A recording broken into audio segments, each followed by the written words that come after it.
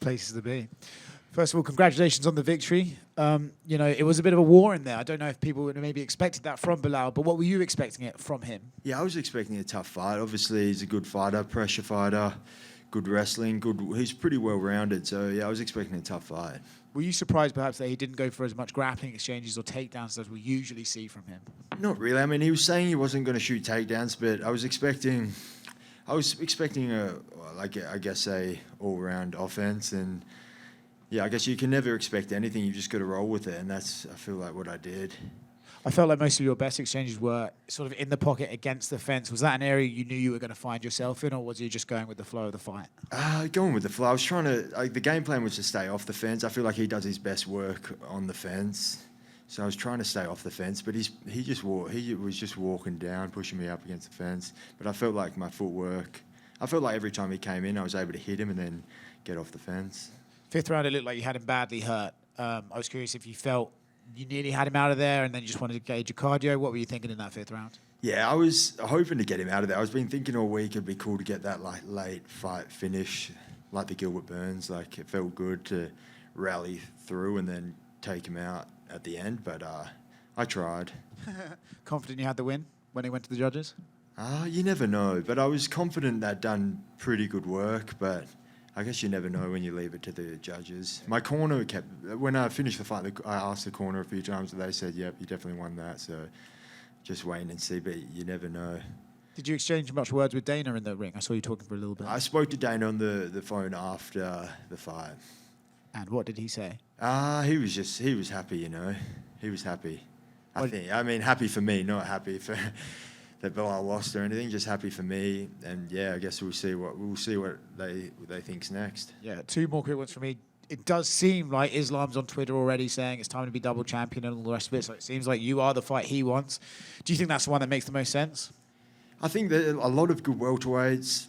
Obviously, I think Islam's what he's done is probably given him. I think he deserves the shot if he wants to step up. But I guess that's not my call. It's up to the UFC. And last one for me, a little bit outside of tonight. Back to the press conference on Thursday. Someone asked you about Ian Gary's son giving you M&Ms. You had an interesting comment to make. I wonder if you wanted to expand on that. I mean, I said what I said, and that's what I think. Jack, you're here. The conditions for this fight, not ideal, right? Like the long layoff coming from injuries and stuff, far travel. How much more gratifying is the win knowing that you went through a lot of stuff coming into this? Yeah, it was obviously not ideal, but I felt like, honestly, from hindsight, I think the layoff was good, you know. Got the fire going again, got back in the gym, worked on stuff, but I think the layoff was good. Otherwise, I would have just been hammering out fights. So a bit of a layoff, and then we can get back on the horse. Yeah, and I know you said coming in, you did a lot of visualization. How did the reality of what unfolded tonight and your feelings compare to all the visualization leading in? Yeah, I mean, I thought it was going to be a tough fight. It was a tough fight. I feel like I confused him with the footwork. Just thinking back, I have to watch it back. I believed I could stuff the takedowns. I believe I did that. So yeah, it all worked out well. And yeah, the feeling of winning the belt, I've tried to visualize it, but obviously, yeah, the moment is it was a special thing to get the belt.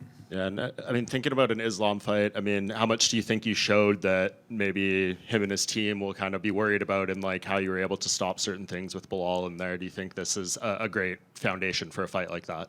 Yeah, Islam's I think it's a good practice match for Islam.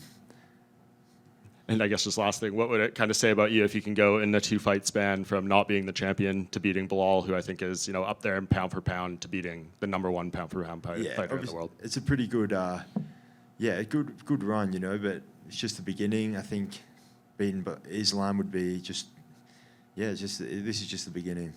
Jack, over here. I know it's still fresh. You've only been the champion for, I think, less than an hour or so. But I guess looking forward, like, what do you want your title reign to look like? Like, do you want, like, these super fights? Do you want to just stay active and rack up the rubies? What would be the ideal title reign for you? Yeah, racking up the rubies. I wanted to get some finishes, you know. I really was trying to get the finish, but it'd be nice to be a champion that gets back-to-back finishes. But obviously I couldn't get it tonight, but we'll go back to the drawing board, keep working, and I think there'll be a lot of stuff to take away from this fight, and next fight you'll see a better version of me. And Dave Shaw was in here, and I asked, Australia has another champion. They're supposed to do a fight night in Perth, and he said there is a world where that could become a pay-per-view now that Western Australia has a champion. So is that going to be something you're going to be pushing for? I think it makes sense. Obviously, Volk and Islam fought in Perth a couple of years ago, and that was a great fight, and yeah, people think Volk, it was a very close fight. Volk did good, so I think it makes sense. A bit of a story there, and obviously, yeah, Perth blew the roof off RAC, and I think if we could do it with the hometown kid defending the belt, would be even better. And Islam's already tweeted at you a few times, and the most recent one, he says, "You're not Volk. I'll show you there at different levels. Keep my belt clean." Do you have any response to Islam? No, come get it. Come get it. And just last one for me. Obviously, that belt specifically has a lot of history in this arena specifically. George St. Pierre's obviously been around. Have you had a chance to talk to them or meet him at all throughout this week? He even just before we walked out, he came into the locker room, and just to, I guess, be in the same room with him is pretty cool, especially in this building. And yeah, he's obviously done great things with this belt, so just to be able to get the belt here, it's exciting stuff, and I think it's the start of another good reign. Sick. Thank you.